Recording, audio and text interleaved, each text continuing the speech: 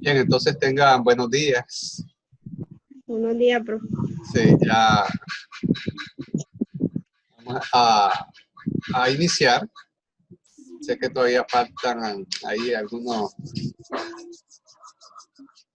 miembros, pero si no iniciamos también después no terminamos bien, porque siempre después hay algunas preguntas que hacer, algunas consultas y en respeto ahora a los miembros que ya están presentes, porque a las 9 pues es que hay que conectarse, vamos a dar inicio.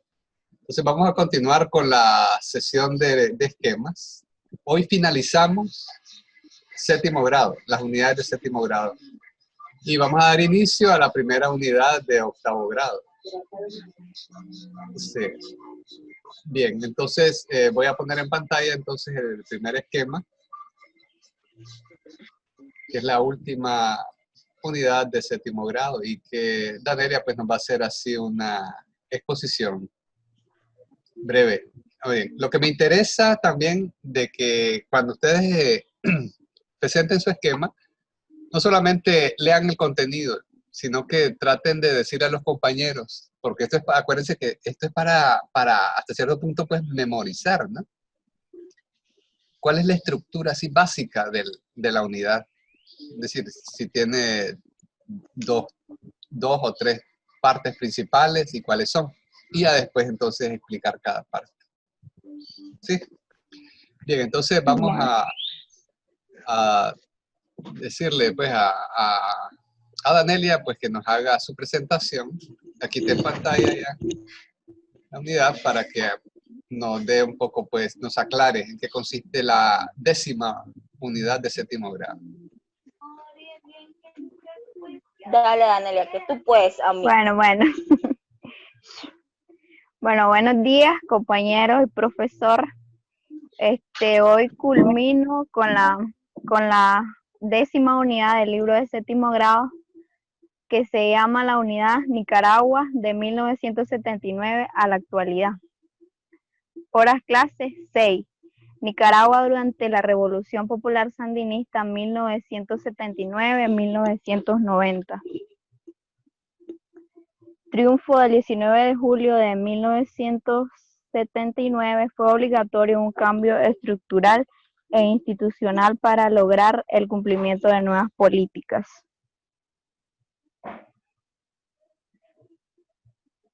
Gobierna la Junta de Gobierno de Reconstrucción Nacional y el Consejo de Estado. Transformaciones políticas, sociales y económicas. 4 de noviembre de 1984, el Consejo de Estado en asamblea representado por el Legislativo. El Poder Ejecutivo lo dirige el presidente y el vicepresidente. La Corte Suprema de Justicia se le dio la tarea de la administración de la justicia. En lo económico, cabe mencionar la reforma agraria, nacionalización, el sistema financiero y la sociocultura. En la educación, reducción del analfabetismo, principalmente en las zonas rurales, y fue cuando se dio la Cruzada Nacional de la Alfabetización, el 23 de marzo de 1890. La lucha armada y los acuerdos de paz. Surge un grupo armado que se llamaran contrarrevolucionarios. La contra, que estos sectores de la población, que es la contra, estaban descontentos con el gobierno porque éste había suprimido los beneficios que habían adquirido con la dictadura de Somoza. En 1987 se promovió un encuentro de presidentes de Centroamérica para buscar soluciones a los conflictos de Nicaragua y El Salvador. Gobierno de 1990 al 2006. En 1990 y 1996, Violeta Barrios de Chamorro, por la Unión Nacional Opositora, 1, primera mujer presidenta de Nicaragua. En 1997, Arnoldo Alemán se toma el mando de presidente por el Partido Liberal Constitucionalista. En 1996, Enrique Bolaños Geyer del PLC por el Partido Liberal Constitucionalista. Periodo marcado por el reabastecimiento y ampliación de carreteras, rehabilitación, caminos rurales y construcción de puentes. En el sector educativo se prepararon y construyeron nuevas escuelas, sobre todo en el área rural. Segundo periodo de gobierno sandinista, 2007 a la actualidad, retomar y dar continuidad a los ideales y cambios iniciados de la década de los 80. O sea, ir mejorando con el programa que tiene el gobierno, que hambre cero, que proyectos de plan techo, que comida para el pueblo. Así. Gracias. Bien, muy bien. Entonces hay toda una historia aquí en este periodo, ¿no? Que hay que... Buenos días, profe. Buenos días. Les decía que hay todo un gran periodo aquí que contar. Sin embargo, todo esto está dedicado, dice, 6 horas clase. Eso quiere decir, ¿no?, que la asignatura, en este caso de séptimo y en este momento, curricularmente hablando, no le va a dedicar a ver toda la historia, ¿ya? Entonces, ¿qué es lo que se va a dedicar a ver? Porque la historia pues está dedicada para otros momentos, tal vez. Ya, entonces, por eso a veces los profesores dicen, muy poco tiempo para ver tantas cosas. Es que no es volver a ver toda la historia, es para aprender, ya, de ciertos momentos de la historia y analizar, ya, hacer análisis, porque en 6 horas no se puede uno reducir tanto como para ver lo que ocurrió desde el 79 hasta el 2020 que estamos, ¿no? ¿Cuántos años son? Son como 20 del siglo XX y 20 en la actualidad, 40 años, ya, tantas cosas que han ocurrido. Ya, entonces es para más bien hacer un análisis de la historia y ver qué aprendizaje queda. Ya nos queda como nicaragüenses lo que ha ocurrido, ¿ya?, para aprender de ella. Bien, entonces aquí pues ya Danelia pues nos ha contado un poco de 3 grandes periodos, ¿no? Nicaragua durante la Revolución Popular Sandinista, de 1979 a 1990. En 1990, pues hay un cambio de gobierno, ¿sí?, que va desde de 1990 a 2006. ¿Ya? Hubo 3 presidentes durante ese periodo, y en la actualidad, pues, de 2007 a la actualidad, el nuevo periodo del gobierno sandinista. ¿Ya? Entonces, solamente dejar clara pues esos 3 momentos. En alguna medida pues son momentos que podemos tal vez tener más recuerdos. Sin embargo, tenemos que ver, digamos, qué pasó tal vez en los años del 90 a 2006, porque muchas veces ese periodo, dependiendo del gobierno que esté de turno, a veces no deja muy claro qué fue lo que ocurrió. O sea, por ejemplo, en estos años, del 90 al 2006, igualmente, ¿no? Siempre se tachan, se ponen las cosas negativas que hubo en el gobierno anterior y las cosas bonitas que está haciendo el nuevo gobierno en la actualidad. Y igualmente en el gobierno actual, igual, remarcan las cosas negativas que tuvo el anterior gobierno y las cosas buenas que está haciendo el nuevo gobierno, ¿no? Ese es un juego que siempre nosotros tenemos que tener cuidado al momento de tratar ya lo que dicen los libros de texto oficiales, porque así son todos los libros de textos oficiales, ¿no?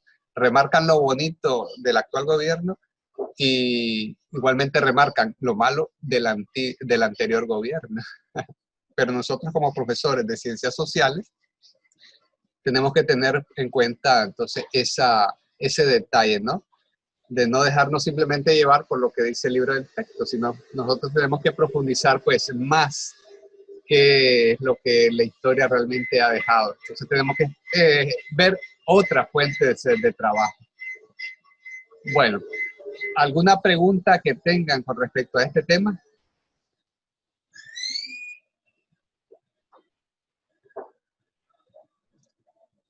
Profe, yo.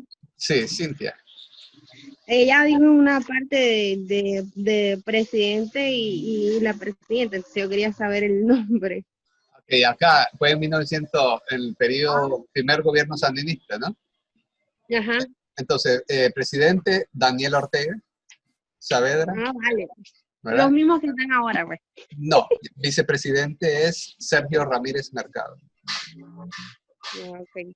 Vamos a anotarlo por acá.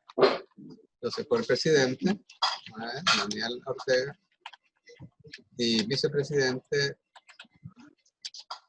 Sergio Ramírez. Ajá. Bien, ¿alguna otra pregunta?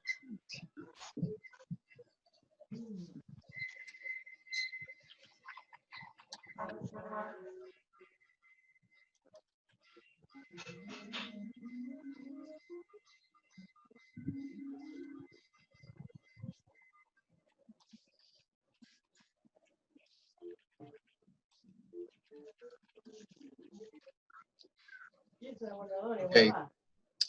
Bueno, entonces como ya les decía, entonces para cerrar acá, solamente es eso, ¿no? Tenemos que buscar pues, nuevas fuentes, nuevas lecturas de diversos autores, ¿no? Porque así ese es nuestro papel, ver qué dicen algunos escritores y qué dicen otros escritores, ¿no? Los escritores que están a favor de determinados gobiernos y los escritores que están en contra de determinados gobiernos, qué es lo que dicen realmente, cuáles son sus argumentos, ¿ya? Porque dicen que tal gobierno fue bueno o tal gobierno fue malo, ya hay que ir escudriñando la historia para tener un poco más de claridad, ¿no? Les decía, pues los libros de texto solamente pues, tienen un sesgo, ¿ya? Simplemente se inclinan a favor del libro de texto oficial vigente y se inclina a favor del gobierno pues, actual, ¿no?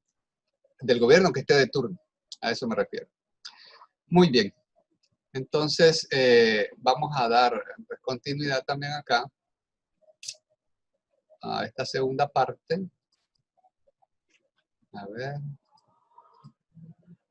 Y vamos a darle la palabra entonces a Jessica, que nos va a dar inicio a la primera unidad, ¿no? de octavo grado. Jessica, ¿estás por ahí? Jessica.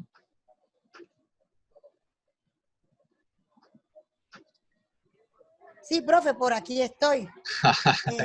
Oigo que venís corriendo. No estoy corriendo. Lo que pasa que está llorando el niño y entonces Ay, como que Dios santo. me está costando como tranquilizarlo y no quiero como que escuche el llanto, ya sabes. Ay, ay, ay. Pero es que se fue la abuela y entonces se quería ir él y entonces por eso es que Ah, está como llorando. Pero sí, bueno, sean bienvenidos todos, pues, ¿verdad? Maestros y compañeros presentes. Me alegra estar un sábado más con ustedes, porque el sábado pasado no pude estar. Bueno, pues yo les quiero hablar acerca de lo que es el esquema de unidad de octavo grado. Esta es una continuidad que se da de séptimo grado. Como acabamos de pasar los esquemas anteriores del séptimo grado, entonces como que una apertura y como ayudar a los estudiantes a desarrollar aún más sus conocimientos que ellos traen de sexto grado.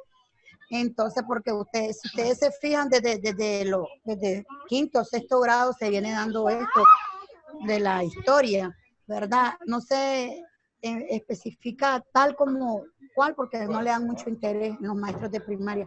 Se enfocan más en las esenciales, en lengua y matemática. Pero ya en secundaria he notado como que sí, porque mi hija está en primer año, profe.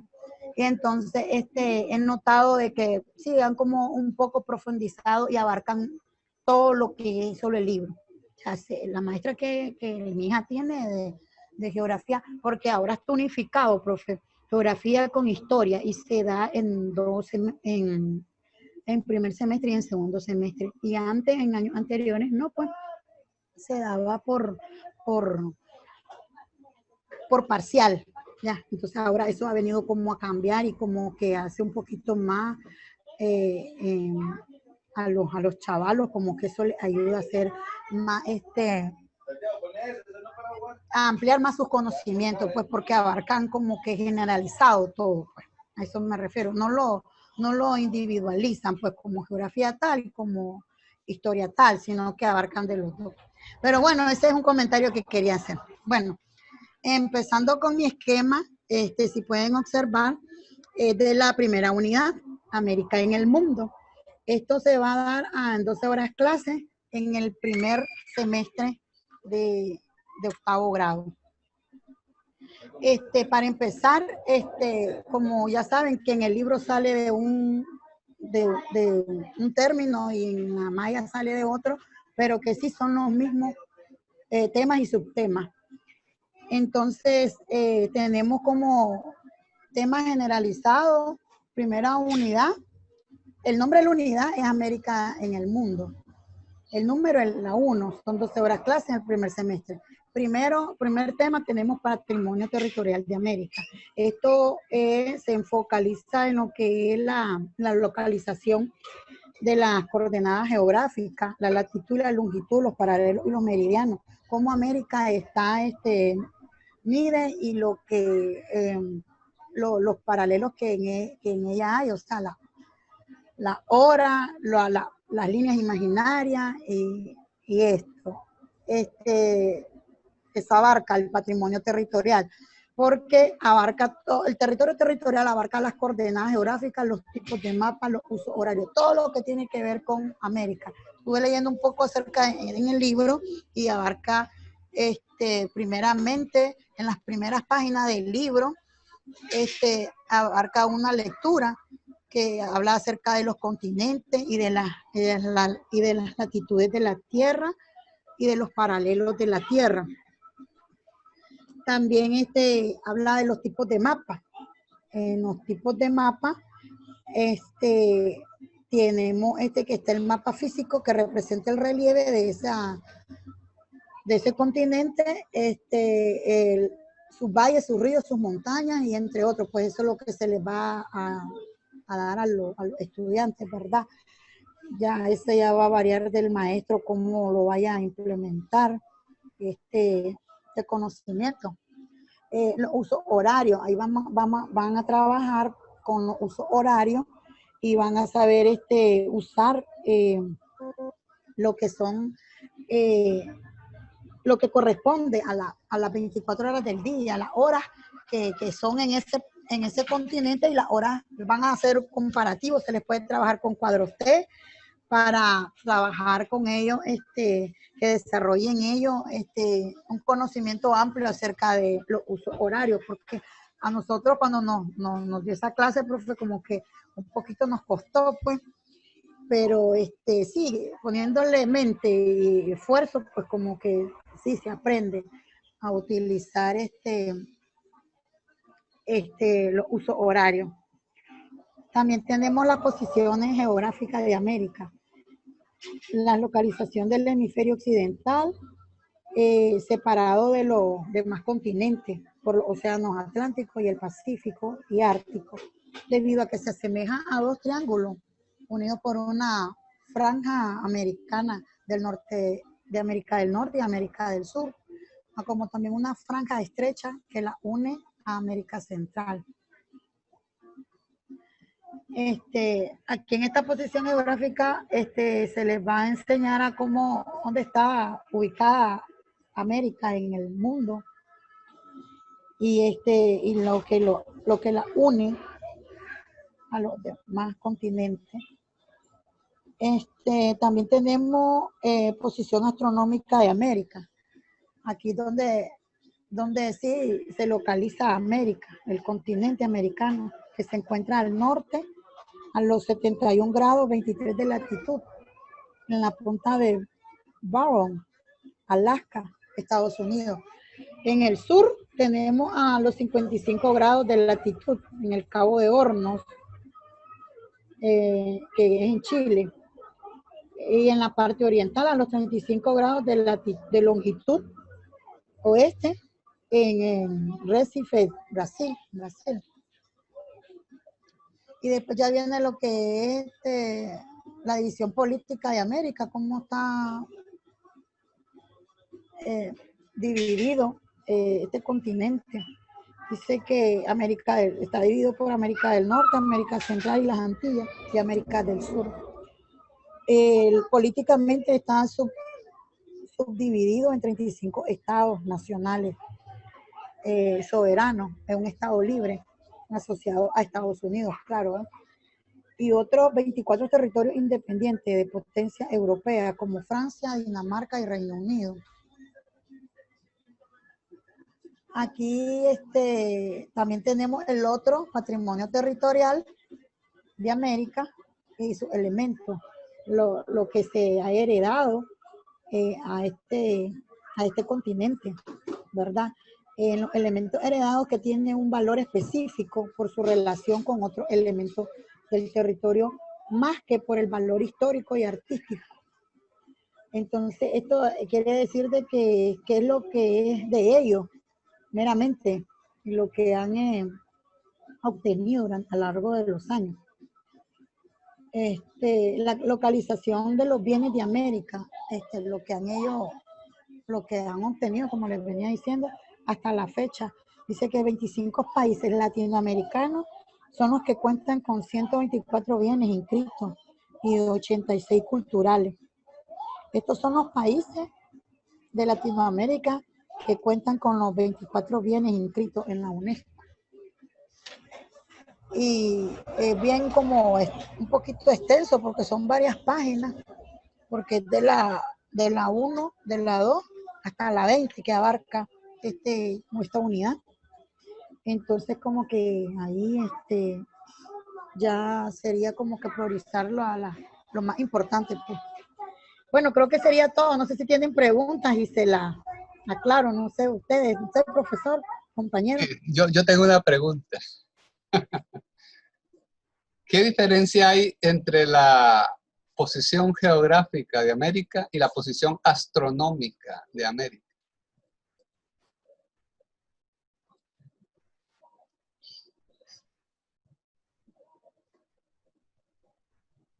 ¿Aló?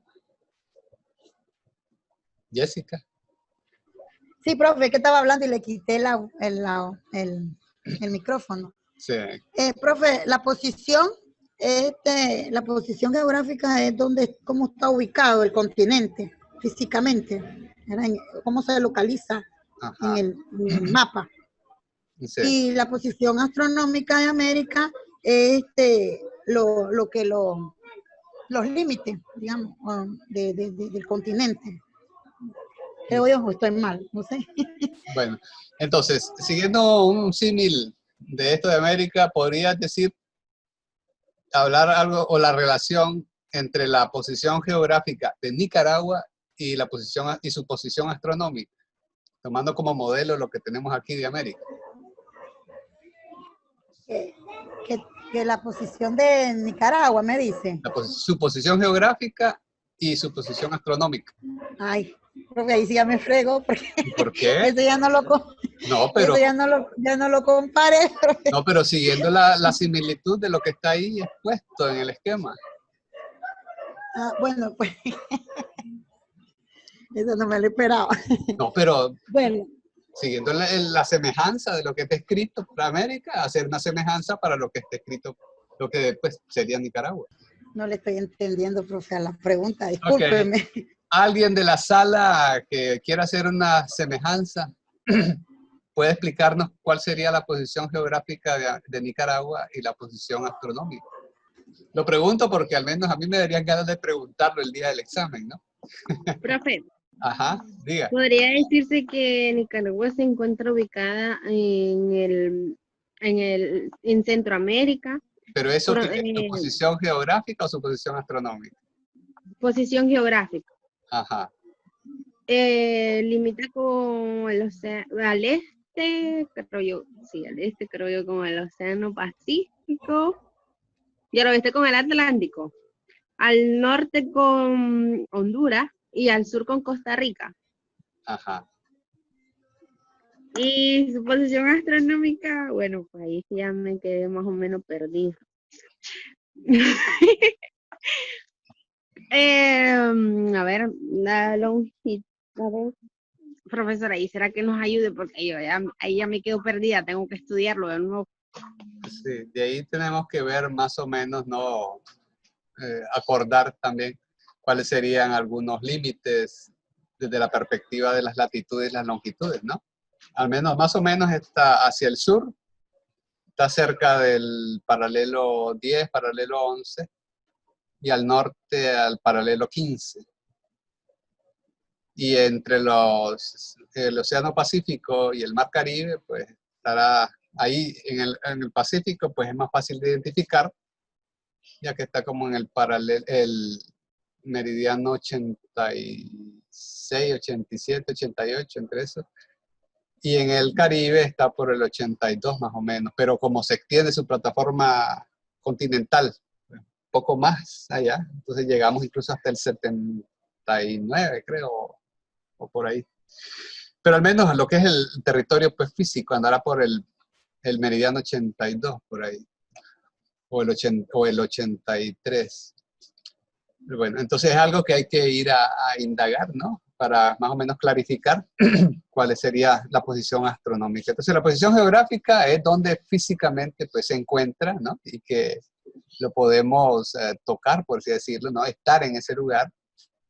¿Ya? Y en cambio la posición astronómica se refiere a en qué posición, ¿no?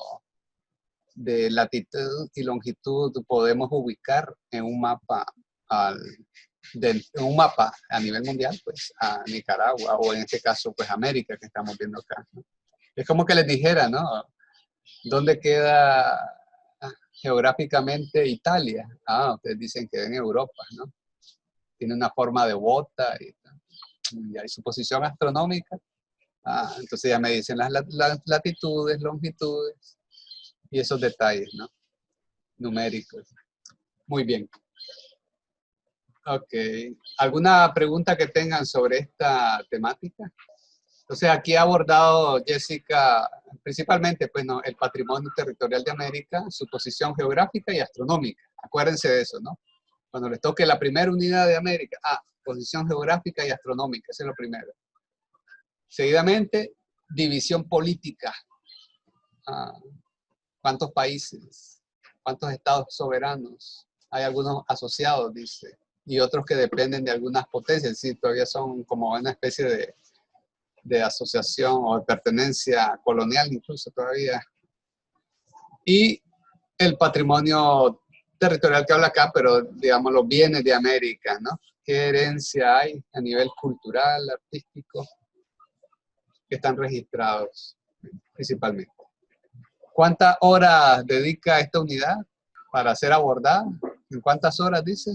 12 horas. 12 horas, ¿verdad? Sin embargo, igual, ¿no?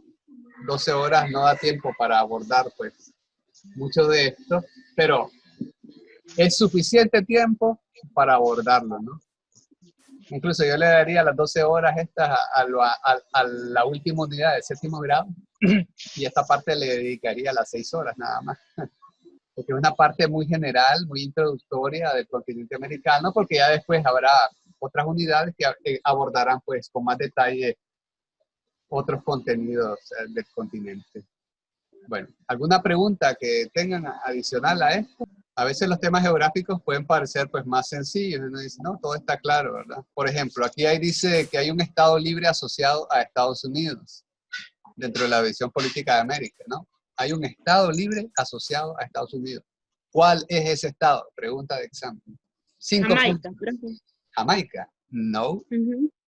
A la una. Hawái. Hawái. Jamaica, Hawái era.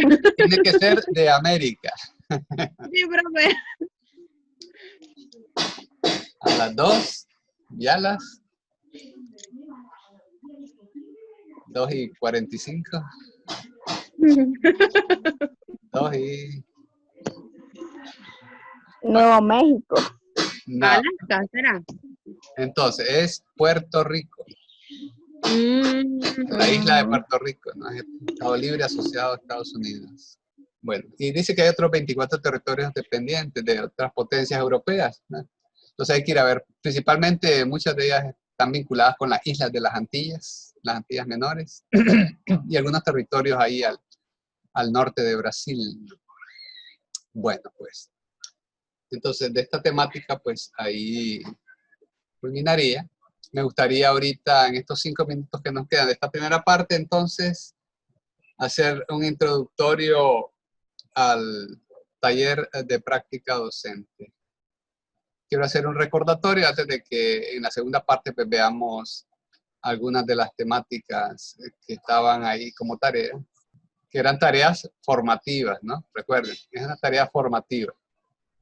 Si les pedí que me la presentaran era para ver ya qué es lo que están haciendo, pero no es que tenga algún puntaje ahorita eso, pero sí les va a servir para lo que viene.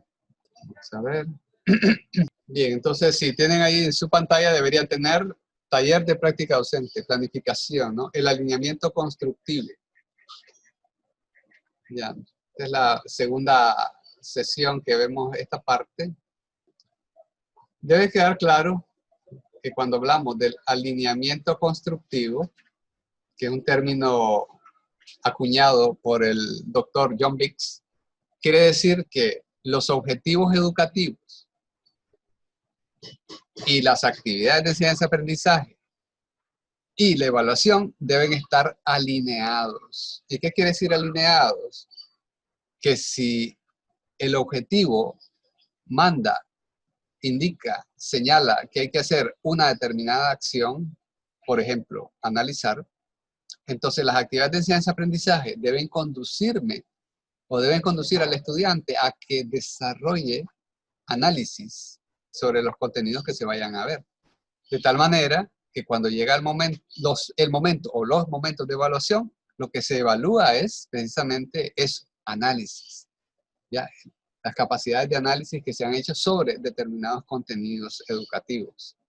¿Ya? Entonces, en eso consiste el alineamiento constructivo. Entonces, tanto objetivos como actividades, evaluación y actividades, y objetivos y evaluación deben estar, dice, alineados. Y esa es la manera de alinearlo. Entre otras cosas, pues, que tenemos que tomar en cuenta es que el estudiante está al centro de este proceso, ¿verdad? No es el profesor, ¿ya? Entonces, no es el profesor el que lleva ahí todo el circo, ¿no? Él es como un dueño ahí del circo, pero a pesar de que es el dueño del circo, él también hace de payaso, él hace de trameísta, él hace de trampolinista y hasta de elefante. No, ya, entonces, la idea de la clase, ¿no? Es que el profesor es un facilitador, un mediador, un acompañante, ¿ya? Alguien que ayuda al estudiante en su proceso de aprendizaje. ¿Ya? Entonces, de tal manera que llega un momento en que el docente hasta cierto punto pasa pues, como a un segundo plano, ¿no? Entonces, eso es lo importante, ¿no? Al centro está el estudiante. Ya es él el que tiene que convertirse en protagonista, pero el docente debe ayudarle a irse convirtiendo en protagonista. Es decir, que él vaya asumiendo las actividades desde su propia, no sé si interés, pero al menos desde su propia implicación, ¿no? Que pueda irse implicando en su propio proceso de aprendizaje. También decíamos que la sesión pues tiene varios momentos, desde que se da una apertura hasta que ya inician las actividades que están de primero, ¿no? Que cubren más o menos un 10%. Las actividades de desarrollo, que cubren la mayor parte del tiempo, ya que puede ser un 65%, y la actividad de culminación, un 25%. Y al final, un cierre también de la sesión, ¿no? Y veíamos, pues, en la anterior clase, ya me quedan como 30 segundos, ya, que teníamos algunos componentes y que estos son datos generales y después vienen ya los 3 momentos didácticos para desarrollar. Bien.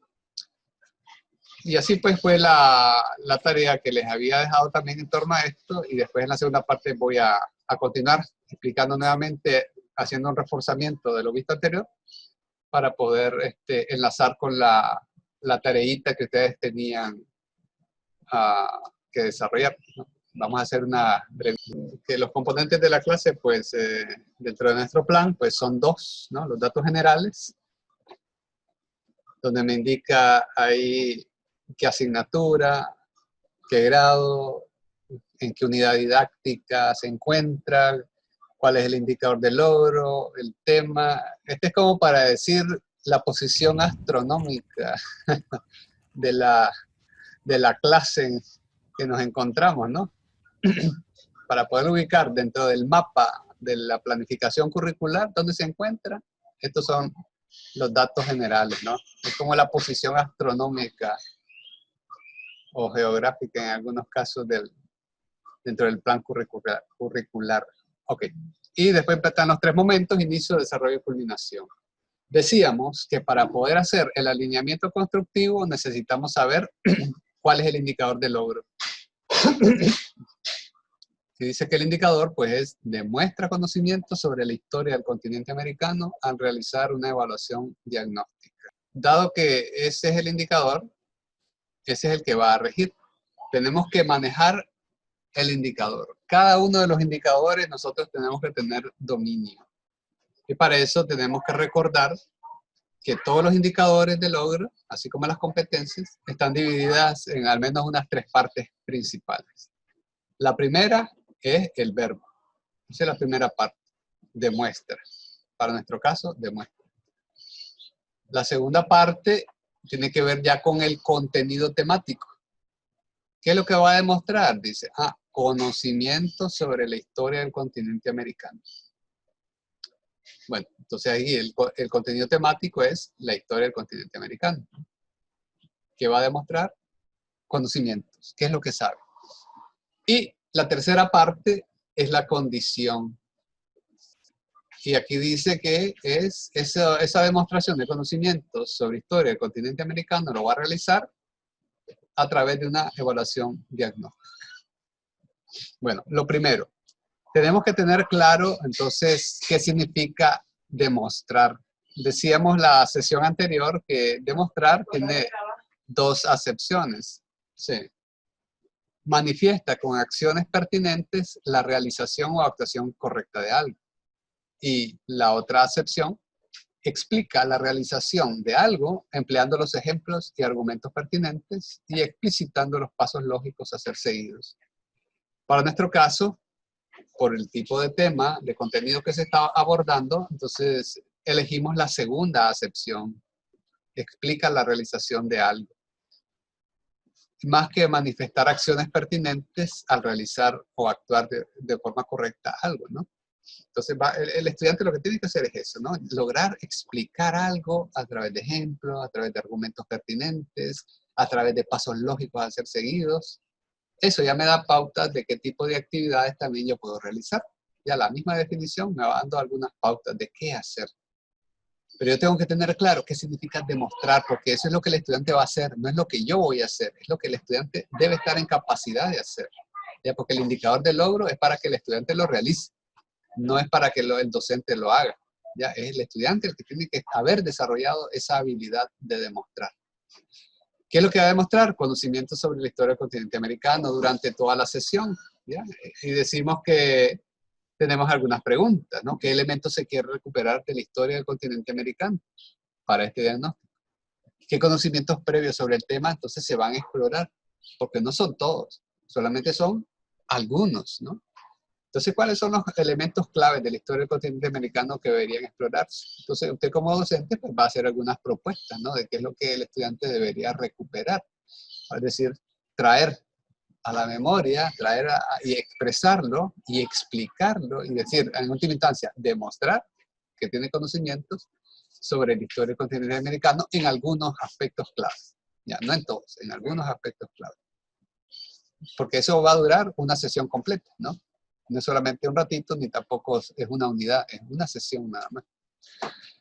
Y la condición decíamos que era a través de una evaluación diagnóstica. ¿Y qué es una evaluación diagnóstica? Porque también a veces no hay cierta claridad, ¿no? En qué tipo de actividades son las que los estudiantes están realizando. Entonces, una evaluación diagnóstica es una estrategia que ayuda al estudiante a reconocer y mostrar el estado actual de sus habilidades, conocimientos, destrezas adquiridas en algún tópico, ¿ya? Ordinariamente, una evaluación diagnóstica es de carácter formativo, ¿ya? no es que ya, luego de haber hecho la evaluación, ya se gana un puntaje. Bueno, por participación, si usted quiere, pues le asigna un puntaje, ¿no? Pero a nivel de contenidos, no debería haber un puntaje, porque es un diagnóstico. Es para ver cómo está, es para generar una línea de base de conocimientos para ver cómo el estudiante entra a la nueva unidad temática que tiene que ver sobre historia del continente americano. Bueno, entonces la tarea que yo les había propuesto o les había sugerido era que ustedes propusieran actividades en los 3 momentos didácticos para una sesión de clase de diagnóstico y con este indicador de logro. Entonces yo les pedí, también por ahí les escribí, ¿no? Que no hicieran un plan de clase, ¿no? No es eso lo que les estoy pidiendo, solamente que trataran de poner qué tipo de actividades clave se pueden hacer en los 3 momentos, en el inicio, en el desarrollo, en la culminación. Y más o menos, pues, cuántos minutos ustedes dedicarían, le asignarían a cada una de esas actividades al inicio, al desarrollo y a la culminación. Algunos de ustedes, pues, enviaron sus trabajitos. Yo quería, pues, verlos para ver pues, cómo están. Pero la idea es que lo hayan hecho, ¿ya? Porque lo van a seguir trabajando. Voy a poner aquí a la vista algunos de ellos. Vamos a ver. Tenemos por acá uno El mío. de Cintia, así es que está de primero. El mío. Qué grosero, profesor. No. Ok, entonces aquí están. Y aquí está, dice, hay algunos minutos asignados también, pero las actividades. Dice Cintia, ¿no? Que para el inicio se podrían hacer lluvia de ideas, luego realizar un esquema con lluvia de ideas para dar inicio al desarrollo. Ok. Y dice que eso le va a llevar como unos 10 minutos. Eso va a depender también de qué cantidad de estudiantes hay, ¿verdad? Porque no es lo mismo una clase con 15 estudiantes que una clase con 40. Entonces, a veces los momentos, pues, tienen que saberse calibrar muy bien. Luego, para el desarrollo, dice que va a ser una presentación de láminas, ¿verdad? Eso es lo que entiendo aquí, de láminas y diapositivas para la comprensión del tema. Y al final, pues, va a haber las respuestas a las preguntas sobre lo aprendido. Bien. Entonces, yo les pregunto, ¿ya? A todos y a todas, les pregunto, o a la misma Cintia, ya que ella es la dueña aquí del texto, ¿no? ¿Usted cree que ya se podrá considerar que hay un alineamiento constructivo de estas actividades sobre la base del indicador de logro? En realidad, pues, profesor, como dice usted, eso va dependiendo de la cantidad de alumnos que tengamos, porque al final de cuentas, no todos pueden llegar a tener el conocimiento de qué es o alguna idea de lo que es sobre el tema, pues. Voy a llevar allá abajo, aquí cerquita, tener el indicador de logro. Ok, entonces decía, ¿no? Aquí está el indicador, dice que el verbo del indicador es que demuestra y que va a demostrar qué cosa dice, que tiene Profe, conocimiento. Una pregunta fuera de la clase. Cintia o cualquiera de las muchachas, ¿Samir entró a la clase de inglés? no. Ah, ya. Samir se nos ha perdido. Mandó un mensaje por WhatsApp de que no podía conectarse, que le salía error. Sigamos, pues. Entonces decíamos, ¿no? Aquí está, demuestra, dice, conocimientos sobre historia del continente americano. Entonces, veamos si está alineado, ¿no? Esta lluvia de ideas, lógicamente, tendrá que estar encaminada a que el estudiante haga una demostración, ¿no? De conocimiento, es decir, básicamente, ¿no? Sin embargo, en la lluvia de ideas tenemos que recordar que cualquier cosa que los estudiantes digan es válido, porque por eso se llama lluvia de ideas, cae de todo, ¿ya? Entonces no pueden decir que, estas ideas no están bien o aquellas no están buenas, no. La lluvia de ideas es para eso, porque ahí cae de todo. Esa es la característica de la lluvia de ideas. No hay cosas buenas, malas, equivocadas o incluso ciertas, ¿no? Después dice que hay una presentación de láminas y diapositivas para la comprensión del tema. Entonces, recordemos que como es un diagnóstico, entonces todavía no hay una comprensión del tema.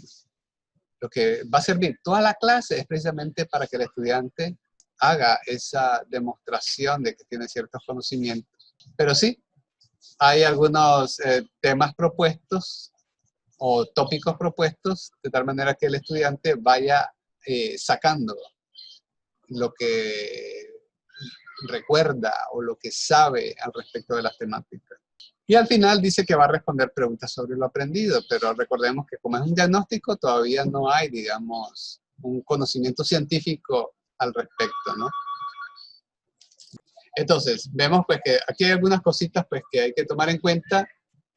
Todavía no podemos hablar sí, del alineamiento constructivo como tal, pero sí, dentro de las actividades, la lógica es que tenemos que realizar un diagnóstico en toda la sesión, ¿ya? Toda la sesión tiene que ser diagnóstico, antes de abordar pues un tema así como tal. Vamos a ver, veamos otro aquí tenemos, dice Jessica. Jessica dice que acá tiene varias cosas, muchas actividades por acá. Comparta la pantalla, profe, para Pero ver. la estoy compartiendo. No, pero no se mira, solo se mira el montón de nombres que tiene ahí de carpetas. Así. Sí. Pero El decir que se miró hasta que ella le dijo. Y ahorita el mío igual. vamos a ver, pues. Jessica. Y ahora, entre salir, dejar la pantalla y volver a recuperar ese. Pero bueno. Profe, ajá. ¿está grabando la clase? Sí, la estoy grabando, sí. Ok. Entonces decíamos acá, tenemos pues que Jessica dice que para la primera parte va a pasar asistencia, pero esas son cosas de rutina, ¿verdad? Revisar tareas desde anteriores de rutina. Mediante lluvia de ideas también vamos a explorar conocimientos, entonces ya esta primera parte de rutina, pues, ok, va incluida, pero ya lo que ya es parte de la dinámica del diagnóstico, pues debe iniciar acá. No obstante, recordemos pues que como pues un diagnóstico, toda la sesión es para diagnóstica, entonces todo va a ser diagnosticable, ¿no? En la segunda parte dice que le va a dedicar unos 50 minutos, realiza actividades de acuerdo al tema de estudios. Dice que va a elaborar un cuadro sinóptico del origen asiático, hipótesis del autoctonismo y del origen múltiple. Escribe lo que entiende por los siguientes términos. Ok. Y ahí están los términos. Elabore un mapa que ilustre la ruta del posible continente americano. Ok. Todo lo que se vaya a hacer tiene que ser, sí, en vista, decíamos, a diagnóstico, ¿no? Cualquier cosa que se haga, en vista, sí, a ver si están encaminados o no, cuánto saben o no. Pero también algo muy importante también del diagnóstico, más que el saber cuánto sabe, es cómo es que lo sabe, que muchas veces se deja de lado en el diagnóstico. Es decir, cómo el niño hizo para saber eso, para haberlo aprendido. ¿Cómo es que está seguro tal vez que pudo haberlo aprendido y está claro de que eso que él dice así es? Y hay que confrontar qué dicen otros niños o otros estudiantes, ¿no? Estamos claros, creen que esta es, ya miren el mapa, este habrá sido la ruta de camino. Ya, porque la idea es hacer simplemente pues un diagnóstico. Al final dice, como culminación, mediante la dinámica, la silla se quema, los estudiantes pasan a exponer su trabajo en clase. Ok, después hay algunas tareas para la casa. Bien, entonces el cierre tiene que ver eso, ¿no? Tiene que ir viendo en vistas al diagnóstico, ir ya consolidando algunos elementos, de tal manera pues que los niños también no queden en el aire, pues porque la idea también es esa, ¿no? La idea al final es que todos más o menos estén en sintonía de qué cosas pudieron haber estado más cercanas a lo que podríamos llamar correcto, ¿ya? Porque sabemos que la ciencia a veces no todo es correcto, porque estas todas son hipótesis, ¿ya? Hipótesis. Pero sí asegurar algunos elementos claves que nos van a servir entonces para desarrollar las sesiones siguientes. Recordemos que el diagnóstico es para eso, Es para recopilar información, para ver si lo que los estudiantes saben y cómo lo saben, realmente podemos avanzar más rápidamente o tenemos que empezar desde el nivel 0. ¿Ya? Porque a veces hay estudiantes que vienen nulos totalmente. Y otros estudiantes que han tenido pues más recursos tal vez, entonces ellos vienen más claros y son los que más participan. Pero otros estudiantes pues no participan a veces, muchas veces porque no sepan, sino porque ya hay que sacarles un poquito más, hay que ayudarles a que ellos saquen, ¿verdad? Que ellos saquen más de sus conocimientos, que los revisen, ¿no? No están acostumbrados a hablar, ya, entonces hay que ayudarles a que ellos puedan expresar más. Algunos al inicio oralmente les cuesta, otros por escrito tendrán que hacerlo. Hay unos que son muy buenos para escribir y hay otros que son menos buenos para escribir, entonces todos tienen que ir explorando también ese tipo de conocimientos, de habilidades. Bueno, vamos a ver, por aquí creo que tengo otro. Entonces aquí tenemos, dice, al inicio nos dice la profesora Danelia que va a hacer unas preguntas a los estudiantes para ver si tienen conocimientos acerca de la temática a estudiar, ¿no? ¿Dónde vivían los primeros seres humanos? ¿De qué se alimentaban? ¿Cómo se desplazaban? Bueno, entendiendo que se trata de los primeros seres humanos en América, ¿no? No en el mundo, en América.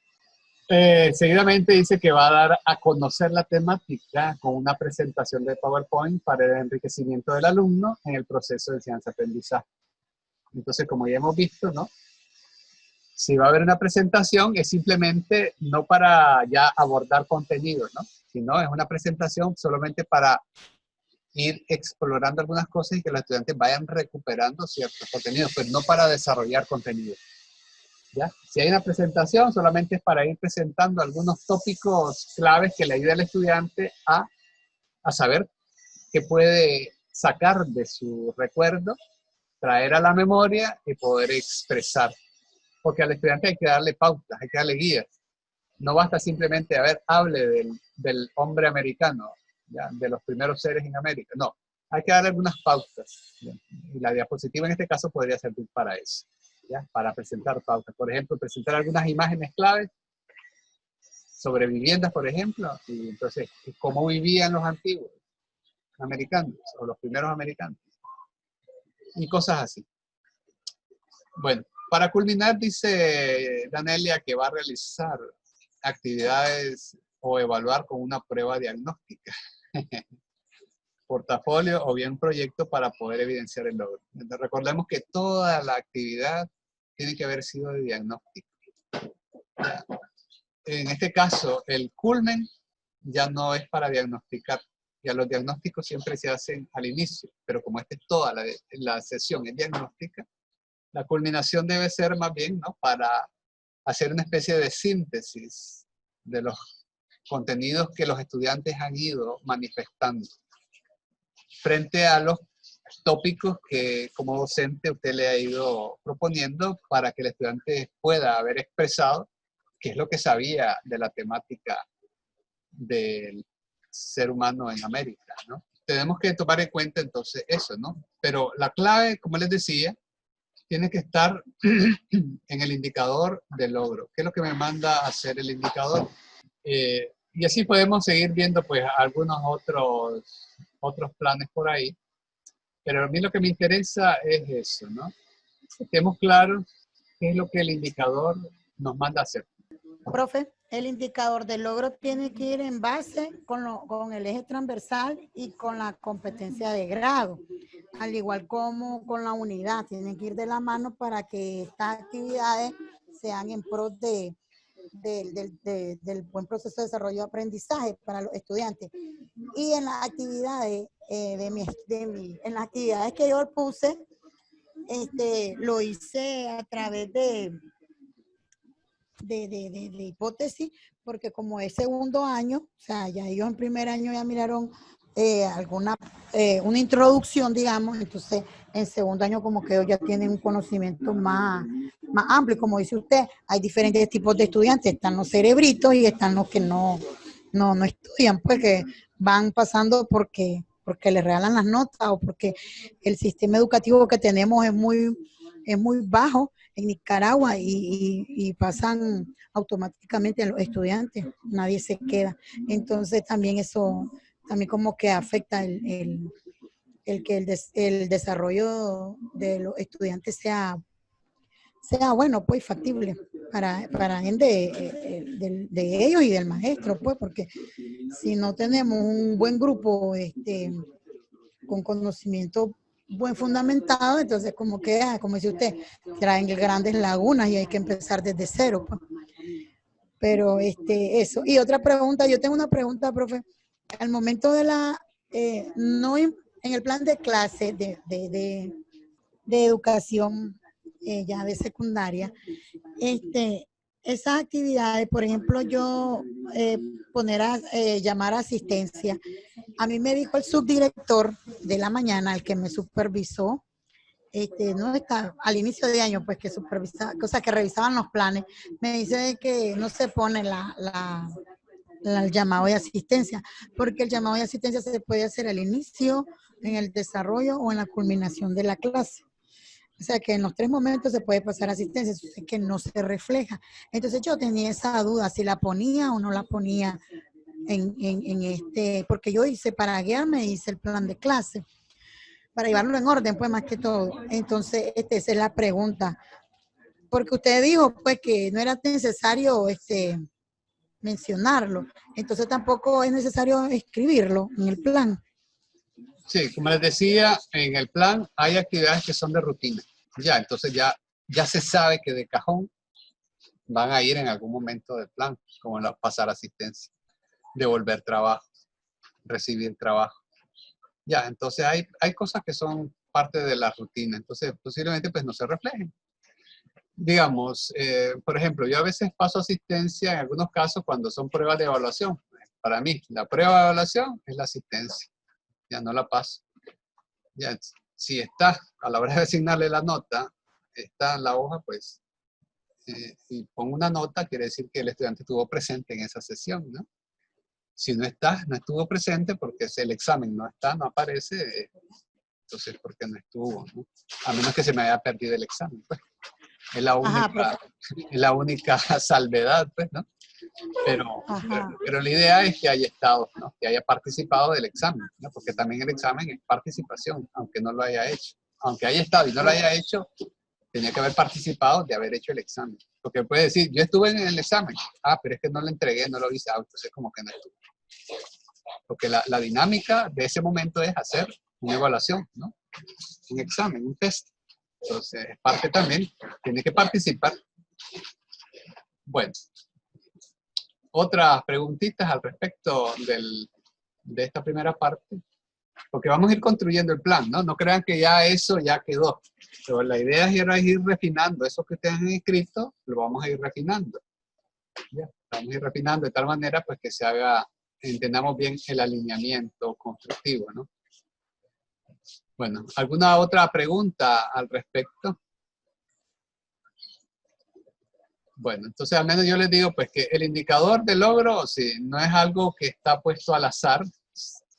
Como ya dijo Jessica, pues depende se desprende del indicador, ¿cómo se llama? Del general. Del eje transversal, profe. No, del otro, del de grado. Del eje de grado. Ya, esa ajá, es de la unidad de grado, ajá. Sí. Entonces, okay. Ya, ¿cuánto tiempo va a durar este diagnóstico?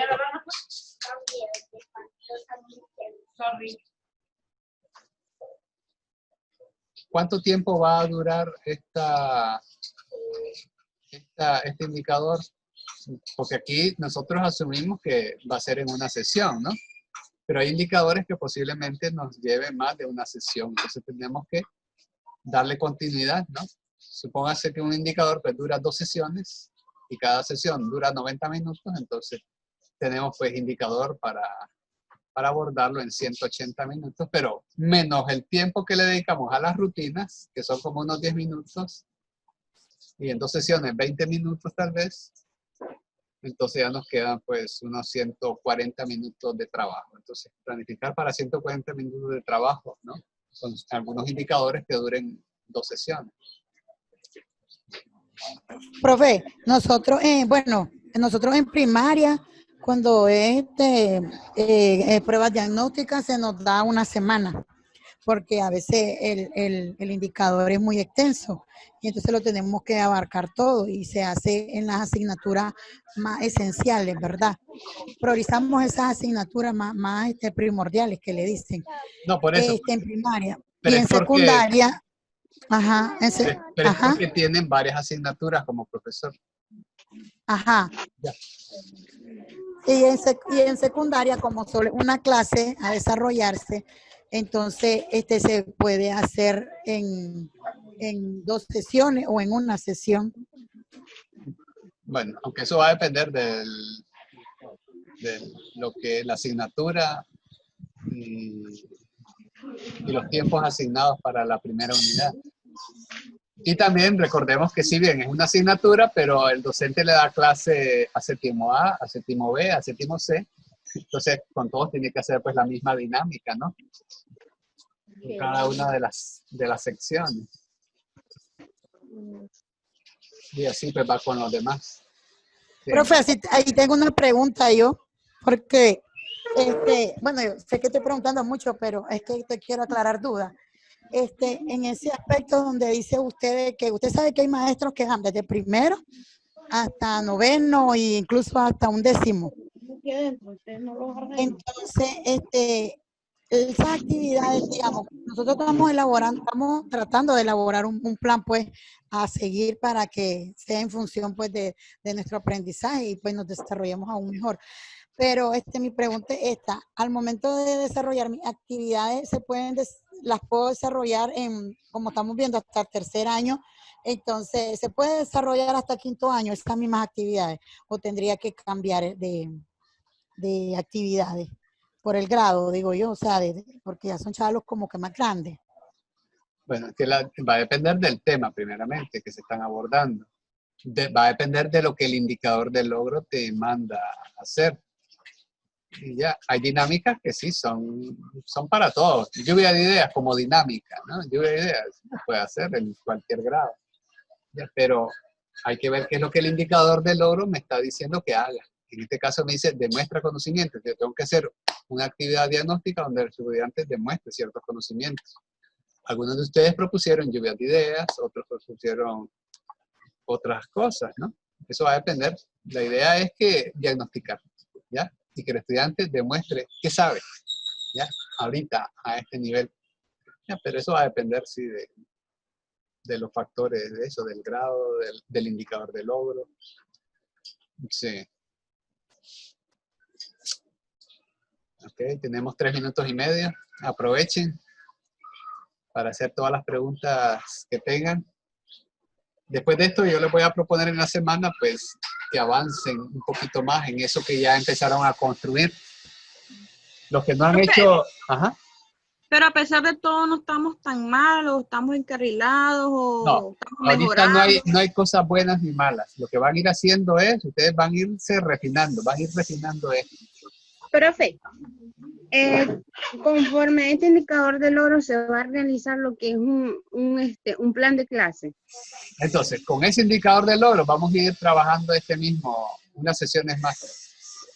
La idea es que vayan ahora refinando. Al final, pues tiene que salirnos un plan de clase ya refinado, con las orientaciones que aquí se están dando. Ya, pero vamos a ir poco a poco construyendo esto. Ahorita hemos hablado pues de esta manera general. Principalmente lo que me ha interesado es quedar claro en el indicador de logro. Hagan lo que el indicador de logro les está pidiendo que hagan. ¿Ya? Es decir, y no a ustedes, sino que los estudiantes tienen que llegar a hacer eso. Es decir, con esas actividades que propusiste, el estudiante logró que demostrara conocimiento sobre historia del continente americano. ¿Ya? Y de una manera diagnóstica. ¿Ya? Eso fue lo que sucedió en el aula. Y eso los estudiantes pudieron realizar el indicador o no. Ya, porque esa es la clave de un plan de clase. saber qué es lo que el indicador de logro me está sugiriendo que haga. ¿Ya? Para así, sobre esas acciones, yo organizar toda mi clase. De esa manera yo me aseguro que sí se va a haber un alineamiento constructivo de la clase, porque sé que los estudiantes, el verbo, es decir, el objetivo en este caso, que es el indicador, va a estar en consonancia con las actividades y cuando yo haga una evaluación de eso, el estudiante me va a demostrar, porque yo tengo que pedirle que demuestre en una evaluación, demuestre que sabe. Entonces en la sesión el estudiante al final tiene que saber demostrar que sabe cuando usted proponga alguna actividad de evaluación. Lógicamente ahorita es una microevaluación, ¿no? Que puede ser a través de una dinámica, no de un test escrito, pero sí, aunque también puede proponer ya un test escrito, pero es un poco más, tal vez un poco más complejo hacerlo en este momento. Ok, 1 minuto. ¿Preguntas? Profe, por eso yo le había dicho pues de la lluvia de ideas y después esquematizar. Y luego le dije de que no todos los alumnos participan, pues, porque hay niños que, digamos, por miedo a no ser como una respuesta cerca o certera, no lo dicen. Entonces yo digo, y hacer la lluvia de ideas, luego pues, digo yo, intentar enlazar lo que es para hacer un esquema de lo que ellos pues van opinando.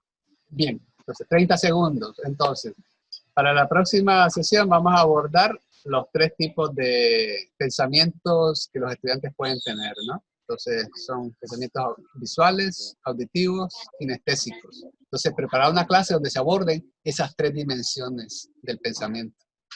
Para que los estudiantes que no hablan, pues escriban o hablen, y los que solamente hablan, escriban.